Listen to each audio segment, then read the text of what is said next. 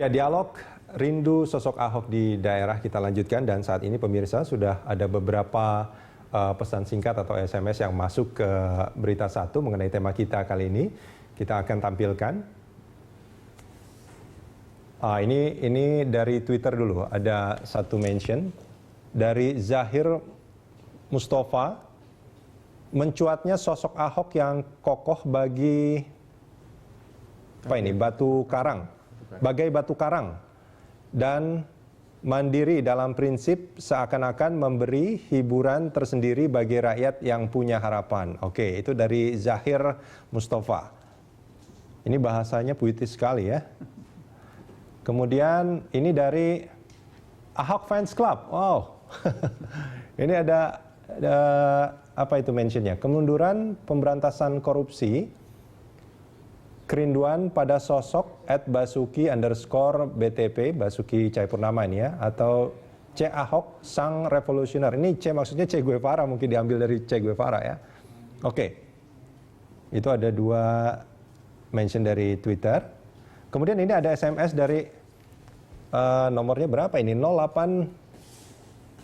0823311115 sekian-sekian. Sosok Ahok memang perlu di Jakarta, untuk daerah lain sebagian cara bisa diadopsi. Oke, ini menarik sebetulnya. Ini agak apa namanya, mungkin cerdas ya. Maksudnya bisa memilah-milah ya, gitu. Nggak semuanya harus diikutin. Ini dari 081336 742 sekian-sekian. Gebrakan Ahok adalah jurus jitu penerapan nyata revolusi mental ampuh untuk lawan KKN. Oke. Ya, itu tadi ada beberapa Twitter dan juga SMS yang masuk ke kita, Pak Dodi. Ya. Kalau menurut Anda, itu bisa disalahkan apa yang menjadi pernyataan publik ya? Artinya publik ini kalau kita bicara korupsi, itu kan pasti itu apa namanya yang ada di benak mereka ini, anggota dewan, eksekutif ini biasanya seringnya kong kali kong gitu. Nah, apa yang dilakukan oleh Ahok di Jakarta ini seolah-olah memberi harapan seperti yang dinyatakan oleh Zahir Mustafa. Menurut Anda gimana, Pak Dodi? Ya, barangkali ada benarnya kesan sementara dari beberapa kawan-kawan yang lewat Twitter maupun SMS tadi untuk seseorang yang memiliki kewenangan untuk memimpin sebuah lembaga yang namanya pemerintah daerah dengan mencoba berkomunikasi secara terbuka kepada publik, itu lalu kemudian diberikan nilai yang tinggi. Positif ya? Positif.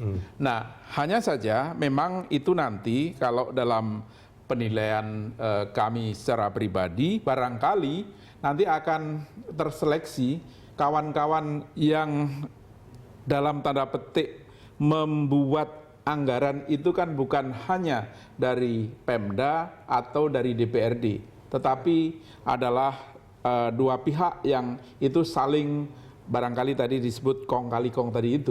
Nah, itu nanti lama-lama akan terkikis orang-orang yang suka main-main antara Pemda dan DPRD itu akan ketahuan dan lalu kemudian terpinggirkan. Kalau saya tidak salah pernah juga ada satu seluruh anggota dewan itu tersangkut kasus korupsi ya. Di mana itu? Saya lupa, di Papua gitu kalau tidak salah. Kalau di Papua itu Papua Barat memang pernah kaitannya dengan persoalan meminjam uang dari BUMD setempat. Itu yang lalu kemudian semua menjadi tersangka, terdakwa. Ya, nah ini menarik. Saya coba ke Kang Bima. Kang Bima Arya. Ya, terputus, nanti kita akan coba sambung lagi. Nah, inilah dia, Pak Dodi. Ini kalau misalkan tadi masyarakat mengatakan, ada yang mengatakan ada yang bisa diadopsi sebagian. Artinya tidak semua yang dilakukan oleh Gubernur DKI Jakarta ini sebetulnya juga cocok seperti yang dikatakan oleh Wali Kota Bogor Bima Arya tadi. Apa yang mestinya bisa dipilah, diambil dan dijadikan contoh dalam proses yang terjadi di Jakarta ini menurut Anda? Jadi sebenarnya ini persoalan bagaimana gaya kepemimpinan seseorang.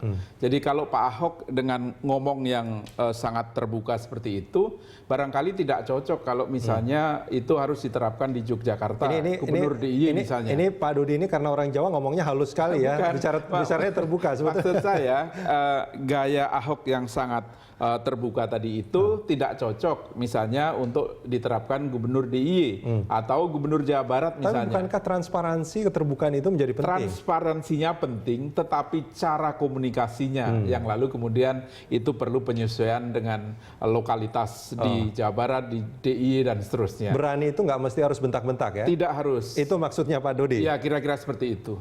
Artinya berani juga tidak secara frontal sampai harus dipublikasikan apa yang terjadi sebetulnya. Melawan melawan sesuatu, misalkan kalau ada kejanggalan yang dilakukan oleh Dewan, toh juga tidak mesti harus seperti itu. Maksudnya gitu Pak? Ya, pilihan gaya kepemimpinan masing-masing orang itu tentu menyesuaikan dengan apa yang dihadapi di lokalitas masing-masing. Tapi prinsip dasarnya bagi kami sebenarnya apabila semua kepala daerah itu di dalam rangka mengemban kepemimpinannya itu di dalam menyusun APBD misalnya, itu lalu kemudian di dalam berkomunikasinya tentu itu mempertimbangkan dengan jadwal yang sudah diatur oleh undang-undang dan peraturan pelaksanaan.